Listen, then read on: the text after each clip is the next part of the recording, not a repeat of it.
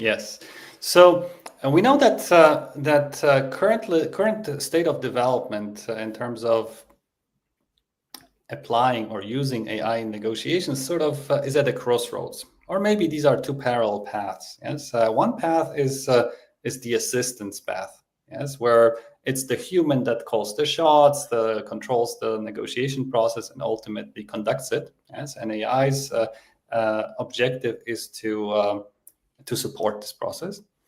And there's the other path where companies out there create autonomous negotiation agents that are able to handle spontaneous negotiation situations based on certain training material and the objectives they are supposed to achieve, and sometimes also enriched by other historical data.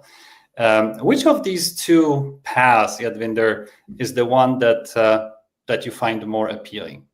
I'm leaning towards the augmenting side. It means I create these workflows that can help negotiators to better prepare for a negotiation. In 6-7 minutes, they get a full report. They are able to enter the negotiation, but they also able to have a coach next to them during the negotiation.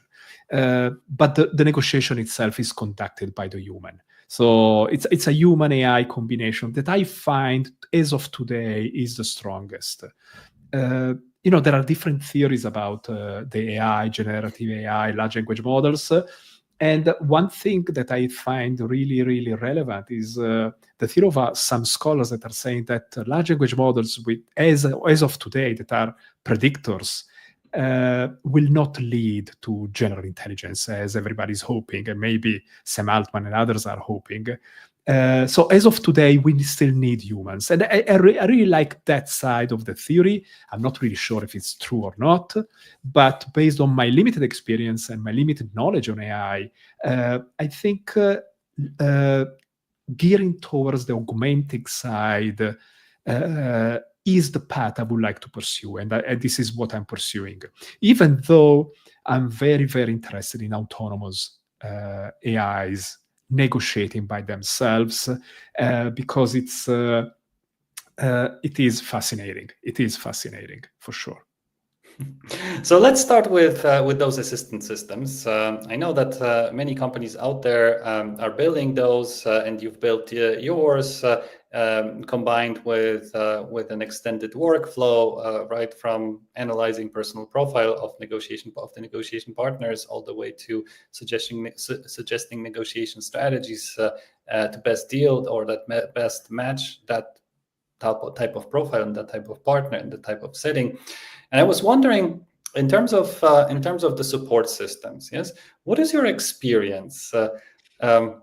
Are the recommendations usually followed, or do humans override the recommendations because they think they know better? Most of the time, they follow the recommendations, even though not everybody in the team will use AI to gather information for the preparation phase. So I think training becomes fundamental.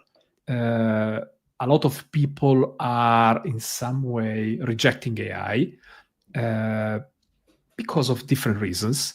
And training and showing them how to use it in a very simple way, it's the best way to get them involved. So, and the rejection percentage, the odds of rejections really lower if they feel more comfortable in front of the tool.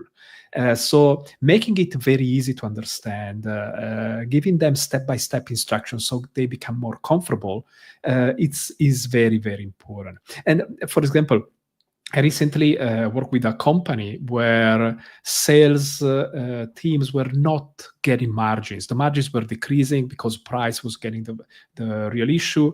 The value proposition was not there. So we created these two agents in order to create the value proposition and to defend it. But at the beginning, it was very hard for them to use it. So when I work with companies, there is the tool, yes, there is the workflow, but I also have to provide them with the coaching and training. And that becomes, I think, the most important thing, despite the tool, yes. So... Please go to ahead. answer your questions, I have to give them confidence that they are using a tool and it's not the tool using them. That's a great summary, because I think it goes along with what we know about us humans using complex black boxes. Yes, if we cannot understand the mechanism, our trust in its recommendations deteriorates. Yes, so I like the trick, or it's probably not a trick; it's a part of the design in your engagements, in your consulting engagements, that you first try to explain what the black box looks like, what it does, what it consists of, and how it can be used, how it can be helpful to potential users slash negotiators, because I think it takes away the fear. As if we understand how things work, we are probably more likely to use it, and especially above all, especially we are more likely to rely on its recommendations, I think, right?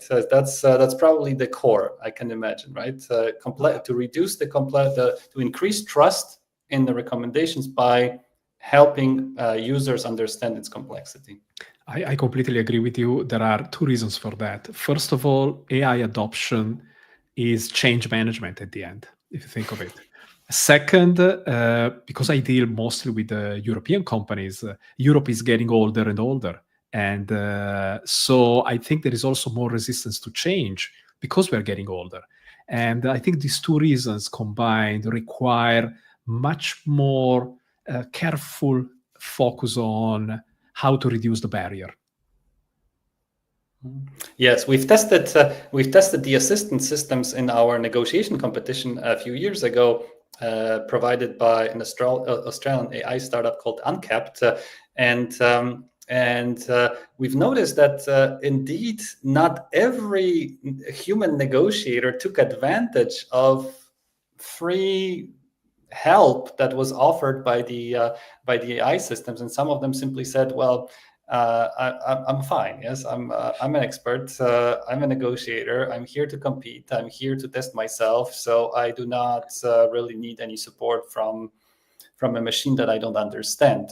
But you might be right, and in there, we might have, we should have offered training sessions first and explanations on how to use the machine, how to use the assistant systems that we offered to increase the incentive and reduce the barriers of usage. Okay,